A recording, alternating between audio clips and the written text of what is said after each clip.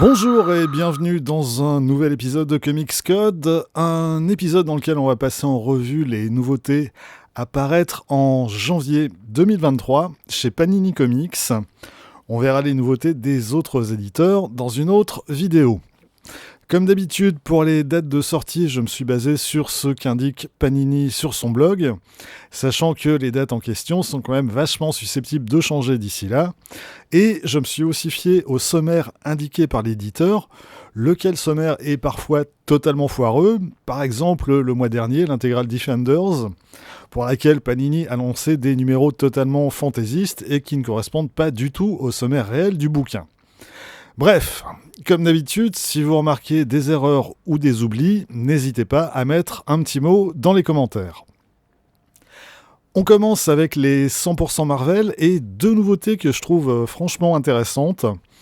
La première, c'est le premier tome du Punisher de Jason Aaron, Jesus Says et Paul Azaceta, avec un Punisher qui a rejoint la main, les célèbres ennemis de Daredevil en pyjama rouge. À première vue, ça me semblait être une idée à la con, et puis j'ai lu, et en fait, c'est vraiment pas mal du tout. Jason Aaron a trouvé un angle intéressant pour introduire le personnage dans ce cadre assez éloigné de celui où il évolue d'ordinaire, et je dois bien reconnaître que ça fonctionne vraiment bien.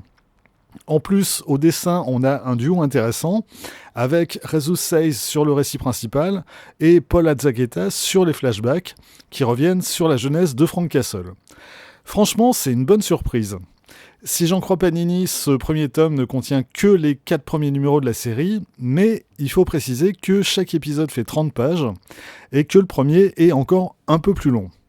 Je pense que j'y reviendrai de manière un peu plus détaillée dans une prochaine vidéo, en début d'année prochaine.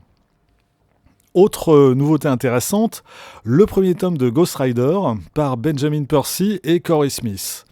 Le Ghost Rider en question, c'est le vieux de la vieille, Johnny Blaze, pas le lycéen qui traîne du côté d'Avengers ou d'Avengers Forever. Et on a droit à une série qui tire largement plus du côté de l'horreur que du récit super-héroïque classique. J'ai lu que les 3 premiers épisodes pour l'instant, mais j'aime assez bien cette version. Niveau dessin, c'est un peu inégal. Corey Smith n'est pas un dessinateur qui m'impressionne particulièrement, mais je le trouve quand même plutôt bon dans le registre horrifique. Donc là aussi, si le personnage et le genre vous plaisent, je vous conseille de vous y pencher de plus près. Autre sortie en 100% Marvel, un ultime volume d'Immortal Hulk.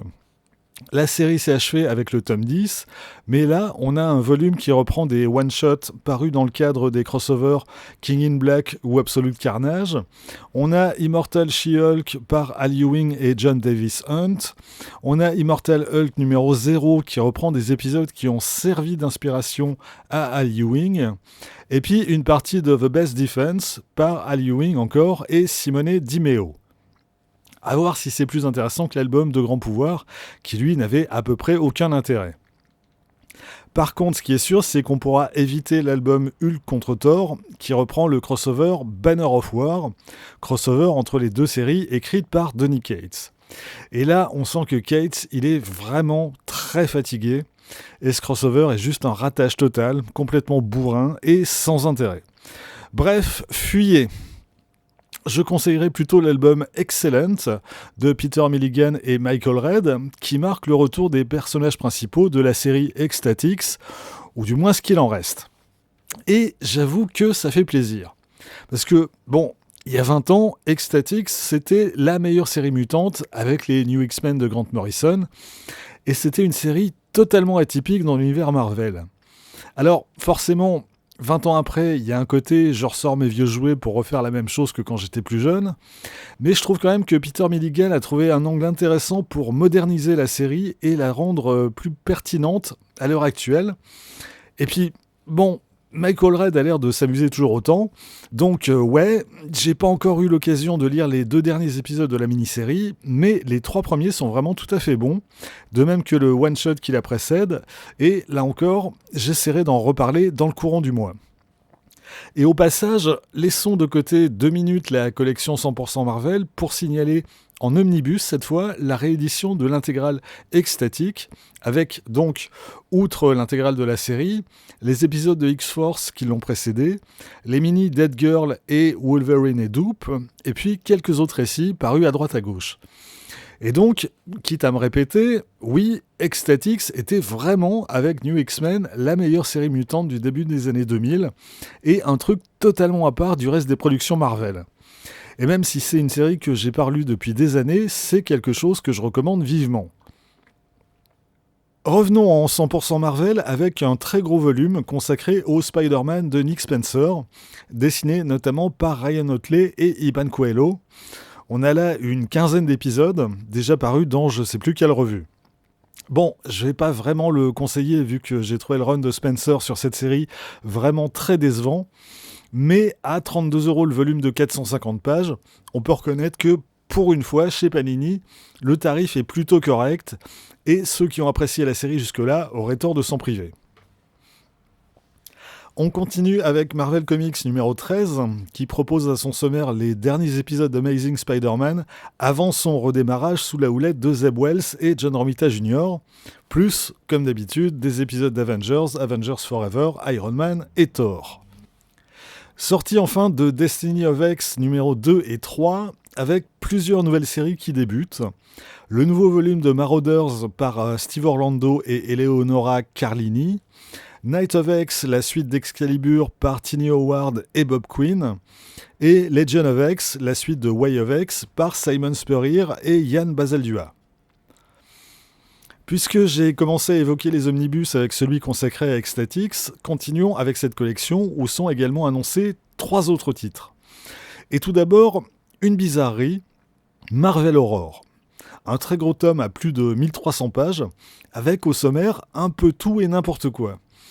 On a des épisodes des séries horrifiques publiées par Marvel dans les années 70, comme ceux de It, The Living Colossus, parus dans Astonishing Tales, ou les aventures de Simon Garth, parus dans Tales of the Zombie. On a quelques épisodes de Tomb of Dracula ou de Werewolf by Night. Et puis, on a aussi des épisodes d'Avengers, de Marvel 2-in-1, de Fantastic Four, et de quelques autres séries super-héroïques qui ont flirté de temps en temps avec l'horreur. Alors bon, clairement, il y a des choses intéressantes au sommaire, mais bon, à 100€ le volume, s'il faut commencer à trier entre les trucs intéressants et les trucs sans intérêt ou déjà publiés par ailleurs, au total, je sais pas trop si ça vaut le coup. Autre série annoncée, le premier volume d'Ultimate X-Men, écrit en bonne partie par Mark Millar et dessiné dans un premier temps par les frères Kubert. Après les omnibus Ultimate Spider-Man, c'était un choix logique de continuer avec cette série.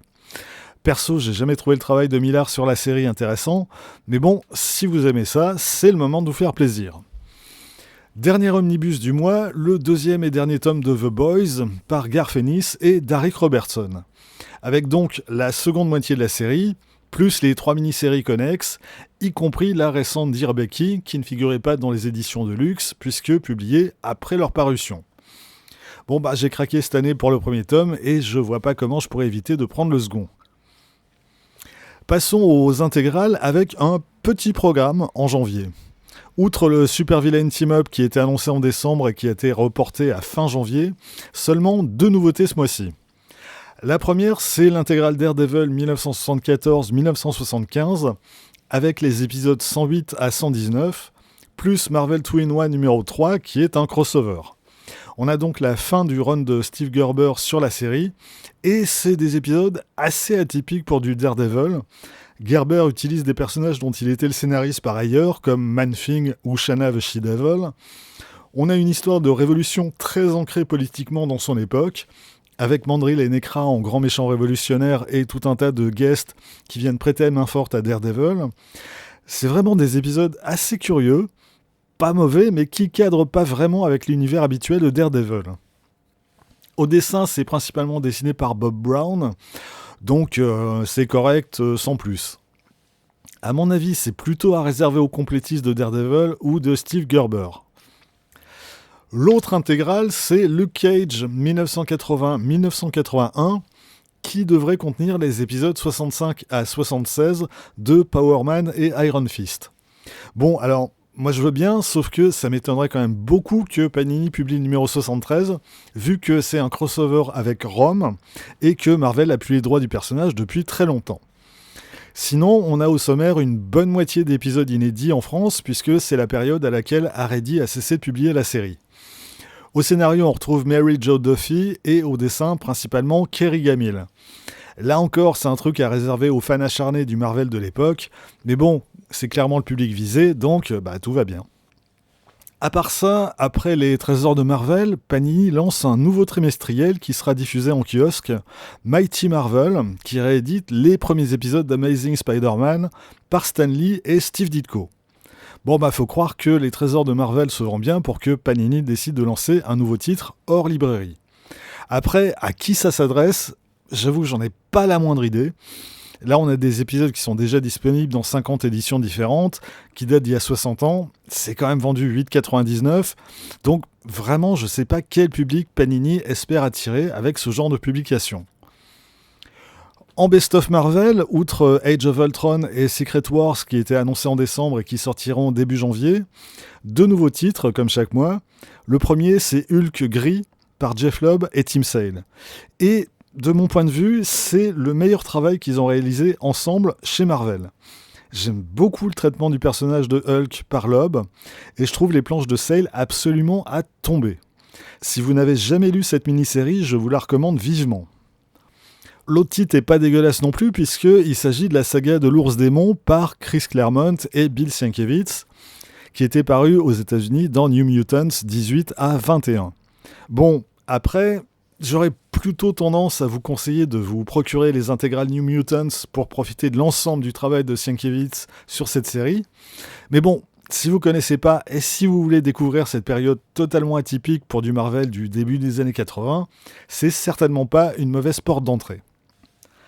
En Marvel Deluxe, 2 nouveaux titres, le tome 4 de Deadpool, avec les épisodes 35 à 45 de la série écrite par Jerry Duggan et Brian Posehn et dessinée par Mike Hawthorne, Salva Espin et Scott Koblish, et le tome 3 de Jessica Jones qui reprend l'intégralité de la série The Pulse plus quelques one-shots. C'est le moment où le personnage de Jessica Jones quitte la ligne pour adultes Marvel Max pour faire véritablement son entrée dans le Marvel Universe. C'est évidemment écrit par Brian Michael Bendis, et au dessin, on a Mark Bagley, Brent Anderson, Michael Lark et Michael Gaydos. J'ai pas lu ça depuis sa parution en 2004-2005, mais dans mon souvenir, c'était plutôt bien. Pour finir, quelques autres nouveautés vite fait. Un nouveau volume Marvelverse consacré ce mois-ci à Hulk, avec au sommaire Incredible Hulk numéro 300 de 1984 par Bill Mantlo et Sal Buscema, un épisode qui, à ma connaissance, n'a jamais été traduit en France. On a le premier numéro de la série de 1999 par John Byrne et Ron Garney, le numéro 54 de la même série par Bruce Jones et Mike Deodato, et le premier numéro de la série de 2012, donc si je me gourre pas, ça doit être celle par Jason Aaron et Marc Silvestri. Pour les kids, sortie de Moon Girl Team Up, qui réunit 3 one-shots où la Miss rencontre Miles Morales, les Avengers et les X-Men. Il me semble que c'est la première fois que Panini publie le personnage de Moon Girl, et c'est vraiment dommage d'avoir choisi ce truc à peu près sans aucun intérêt pour les plus de 10 ans, alors que sa série Moon Girl et Devil Dinosaur était vraiment très sympa, et le genre de truc qu'on peut apprécier à tous les âges. Sort également le tome 9 de Buffy contre les vampires avec les derniers numéros de la série. Bon j'imagine que si vous avez acheté les 8 précédents, c'est pas le moment de caler. Terminons comme toujours avec les titres Star Wars, que je me contente de recenser vu que j'en lis aucun. En 100% Star Wars, on trouvera la mini-série Crimson Reign, initialement annoncée pour décembre, les tomes 4 de Dr. Aphra et de Bounty Hunters, qui se déroulent dans le cadre de ce crossover, et qui donc figuraient eux aussi déjà au sommaire de la revue Crimson Reign, et on a aussi un épilogue à Crimson Reign, qui lui, en revanche, contient 8 épisodes entièrement inédits. Et puis, en Star Wars Epic Collection, on a le tome 2 de la guerre des clones, qui reprend donc du matériel publié initialement aux États-Unis par Dark Horse, avec les épisodes 55 à 67 de Star Wars Republic, ainsi que la mini-série Darth Maul Death Sentence par Tom Taylor et Bruno Redondo. Voilà, c'est tout pour aujourd'hui. J'espère n'avoir rien oublié et ne pas m'être trop gouré dans mes commentaires. Sinon, comme d'habitude, n'hésitez pas à intervenir dans les commentaires pour rectifier telle ou telle chose. On se retrouve très vite pour passer en revue les sorties de janvier des autres éditeurs. D'ici là, vous pouvez vous abonner à cette chaîne, partager cette vidéo sur les réseaux sociaux et surtout, lire des comics. Soyez sages et à bientôt.